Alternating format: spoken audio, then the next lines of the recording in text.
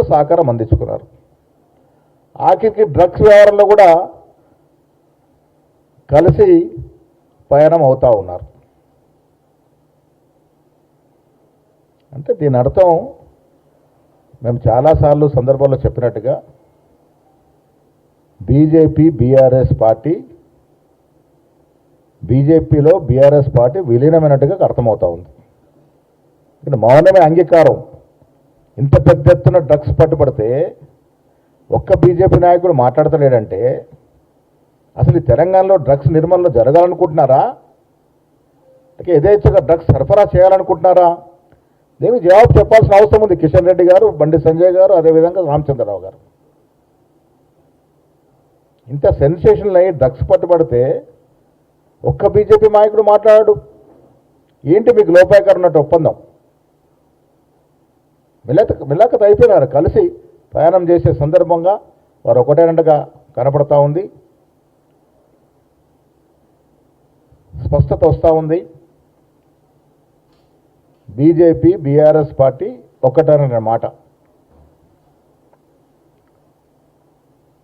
ఇక నేను ఈ సందర్భంలో కిషన్ రెడ్డి గారికి, బండి సంజయ్ గారికి నిరంతరం కులం మతం పేరిట మాట్లాడే మీరు ఇంత తీవ్రమైనటువంటి డ్రగ్స్ సమస్య మీద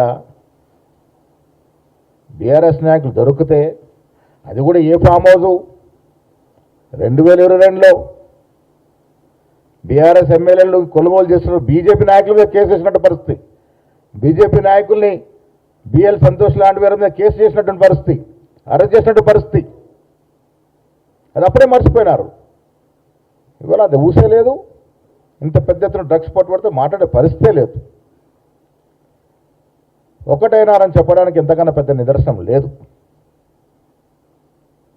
ఇక మూడవ అంశం, మా మహేశ్వర్ రెడ్డి గారు ఇలా అసెంబ్లీలో బీసీల గురించి మాట్లాడుతూ ఉన్నారు.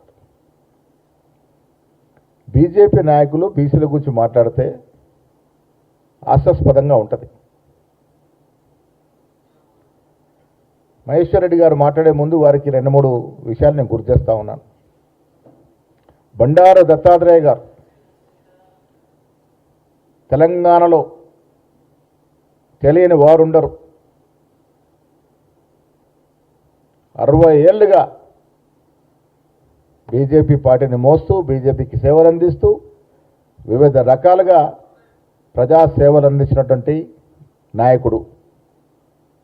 వారు సికింద్రాబాద్ పార్లమెంటు స్థానాన్ని అగ్రనాయకుడు కిషన్ రెడ్డి గారు లాక్కున్నారు.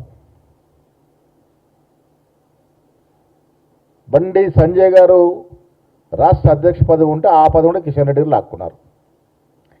2 పదవులు బీసీ నాయకుల నుంచి లాక్కున్నటువంటి కిషన్ రెడ్డి గారు 2 పదవులు తీసుకొని వారు ఆస్వాదిస్తూ ఉన్నారు. పోనీ గవర్నర్ గిరన్నా మిగులుతుందంటే అది కూడా ఇంద్రసేన్ రెడ్డి గారు లాక్కున్నారు. ఇది మీరు బీజేపీ పార్టీలో బీసీ నేతలకు ఇస్తున్నటువంటి గౌరవం.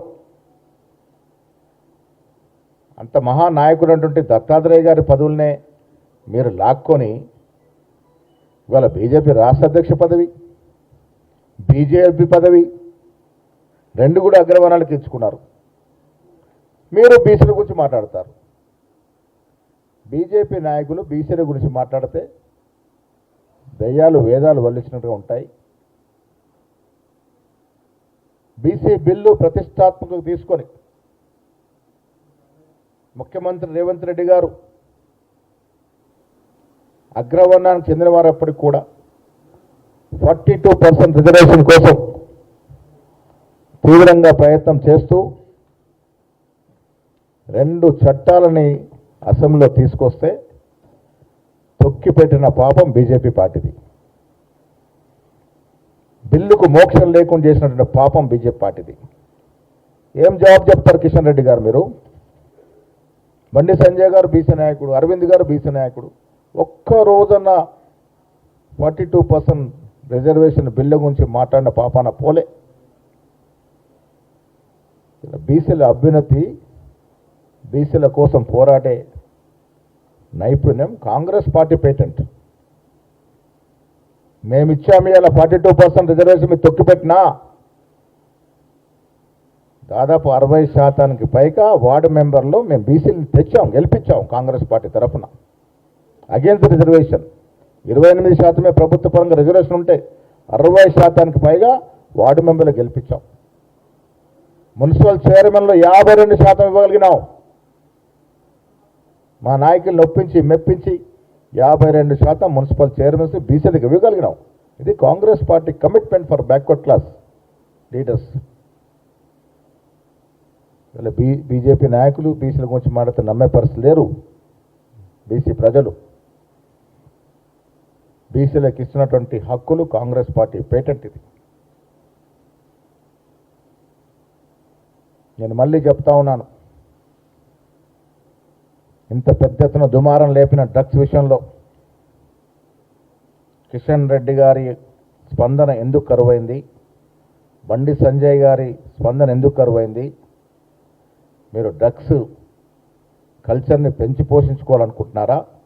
అసలు ఈ డ్రగ్స్లో మీ వైఖరేంటి? యువతరం పాడైపోతూ ఉంటే, ప్రజాప్రతినిధులు డ్రగ్స్లో పట్టుబడతా ఉంటే కనీసం స్పందించట్లేరు మీరు అంటే డ్రగ్స్ పట్ల మీ వైఖరి ఏందో ప్రజల తరఫున నేను మిమ్మల్ని అడుగుతా ఉన్నాను. వారమైన ఇంతవరకు స్పందన రాలే. దీని అర్థం ఏంటంటే మీరు బీఆర్ఎస్ పార్టీని ప్రొటెక్ట్ చేయదలుచుకుంటున్నారు.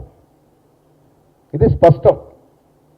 ఇది తెలంగాణ ప్రజలు కూడా తెలుసుకోవాల్సిన అవసరం ఉన్నది. ధన్యవాదములు.